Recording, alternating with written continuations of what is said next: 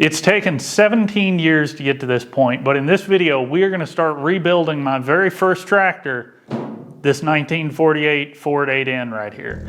So I've wanted to rebuild this tractor since long before I ever owned it. When I was a kid, my family had a 49 Farmall Super A that we used to mow the grass with, and that tractor really sparked an interest in me in all kinds of old equipment and tractors and pretty much anything mechanical. And for whatever reason that I still really can't explain, I absolutely fell in love with the Ford N Series tractors. I would check out every book the library could get me on the N Series tractors or the Ford Motors Company or Henry Ford or anything else I could get my hands on. And when I was 14 years old, I acquired this. Now, it was in really, really rough shape when I got it. It ran, but not by much. It blew smoked bad enough you could hardly see anything. It was just, it was shot.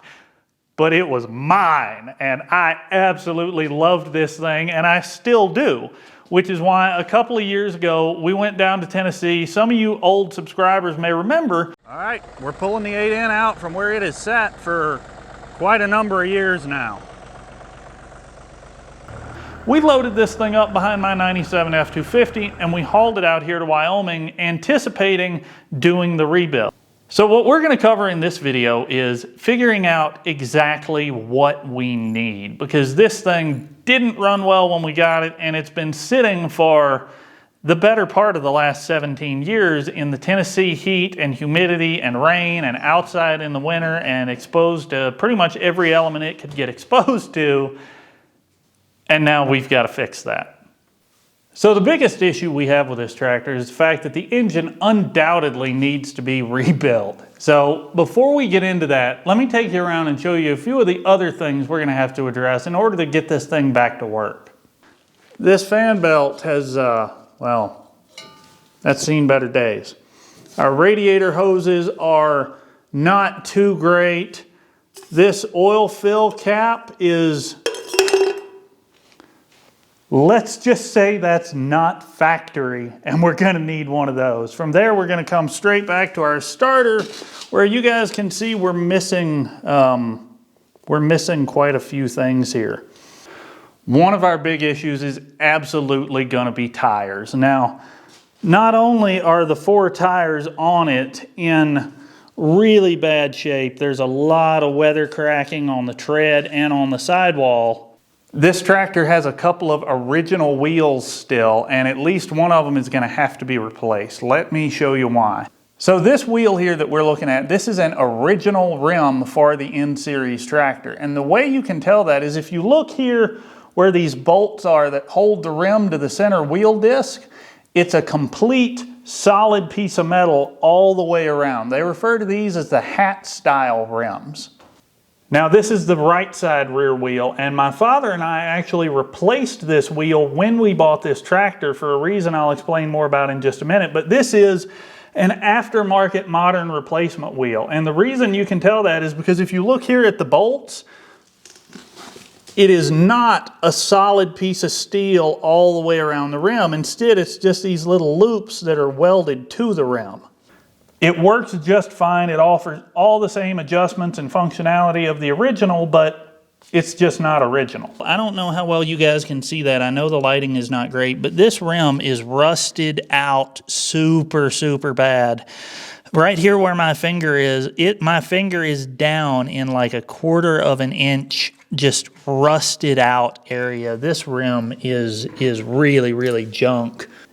It is possible that wheel could be repaired instead of replaced, but I think replacement is just going to be the simpler, quicker, easier way to get this thing functional. This wheel itself appears pretty well okay. The tire is absolutely shot. Around here on this side, the wheel is not bad, but you can see it's definitely rusted out around the valve stem. That is a small enough hole we might be able to fix it. And the wheel is also bent down here on the inside. Now, I don't think that's a huge issue. I'm pretty sure we can straighten that out in the press, but it is a problem we're going to have to take care of. Now, we are missing a top link. That is unfortunate, but not a big deal. We can grab one of those at Tractor Supply. That's going to work just fine. Over here, this is something that the old 3-point hitches had that they've got away from in modern times, and I really, really wish they would bring back. When you're using your 3-point for either moldboard plowing or grading or any number of things, it might be beneficial to be able to tilt your implement to one side or another.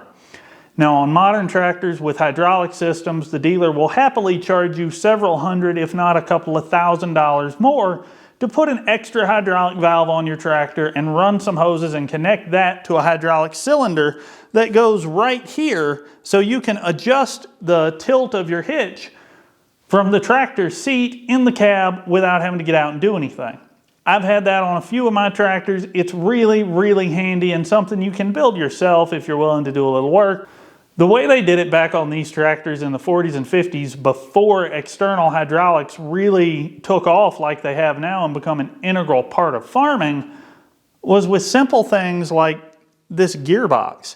From the tractor seat, you would reach backward, crank this handle around, it would rotate this shaft in this threaded collar, and doing that would adjust the height of this lift arm independently of this other lift arm. And then when you lifted your hitch control lever, both of them would come up the same amount from the rock shaft up here. Now this side link looks aftermarket. I'm pretty sure this has been replaced at some point, but it might have been a while ago because the handle is extremely rusty to the point that it just broke apart just like that. And it is solidly locked. It will not turn. So we're going to have to replace one of those too. You may have noticed I'm referring to this as a rebuild and not a restoration. The reason I'm doing that is because a restoration needs to go back factory original, like the way it came off the factory floor. That's what you do when you restore it. Now this tractor, I'm not going to restore to that degree because I need to use it and I want it to be kind of functional in a modern era, which means we're going to be upgrading or at least updating a few things, not the least of which is the electrical system. Now, when this tractor was new, it came out of the factory with a 6-volt electrical system, and when they're in good working order, they're pretty reliable. But it takes a little extra effort to keep them in good working order, and I need something that is absolutely no question compatible with everything else I have. You know, I might need to, at some point, jumpstart this tractor with another vehicle, or I may need to use this to jump some other piece of crap I brought home that won't run. So this tractor is going to be getting a 12-volt conversion, and when we do that, we're going to be changing quite a few things. Doing a 12-volt conversion on one of these tractors isn't that difficult, but it does encompass a few things that some people might not think about. So I'm going to bring you guys along really in depth in another video when we do that, because we're going to be making our own alternator mounts. We're going to take off this 6-volt generator and we're going to mount an alternator right here with our own brackets. We're going to be making our own wiring harness. Wiring on antique tractors is extremely simple to start with, and we're actually going to be making it quite a bit less complicated even than what came out of the factory. We're going to get rid of this system up here with this voltage regulator and ballast resistor and that switch that a previous owner added for some reason, and this whole mess of old wiring. Now you may be saying to yourself, Blake, a ballast resistor doesn't have anything to do with charging. That's for the points. And you're right. The points and condenser type of ignition system does work well when it works, but I run into them pretty regularly in my everyday job repairing equipment on some older machines, and the quality of parts that you've been able to get for the last couple of years has really, really gone downhill. I don't want to deal with that on this tractor, so we're going to be putting in one of the electronic ignition modules. Now, I know the argument against those is, well, what are you going to do if it fails? I'm going to keep a spare. just like I keep a spare set of points or a spare condenser. So if it fails, we'll just swap it out. Doing that is not only going to make this ignition system far more reliable, but it's going to allow us to get rid of this ballast resistor and the associated wiring for it up here on the dash, and further simplify the wiring harness that we're going to make for this.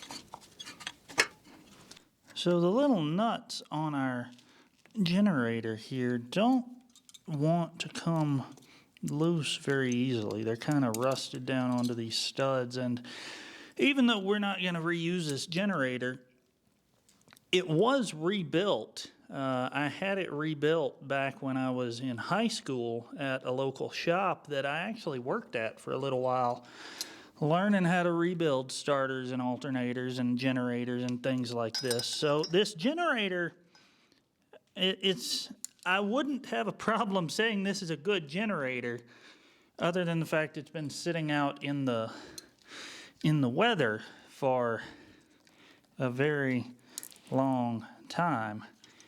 But as long as this is coming off now, if this will just keep coming off, we'll be okay. I could have just cut these wires, but, well, I had a wrench in my hand, so we use that. And it worked, because we don't care what happens to this wiring harness. It's going in the trash.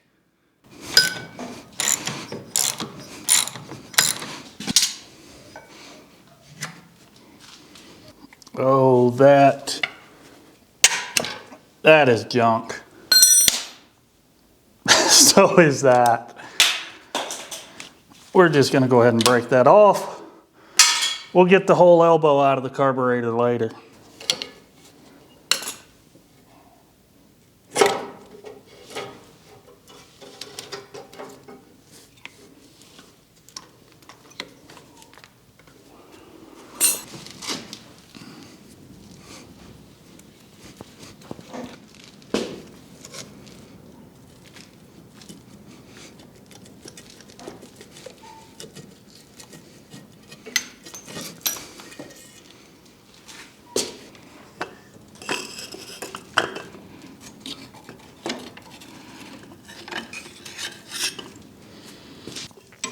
Oh, please come out. Don't round off. It's turning. Turning's good.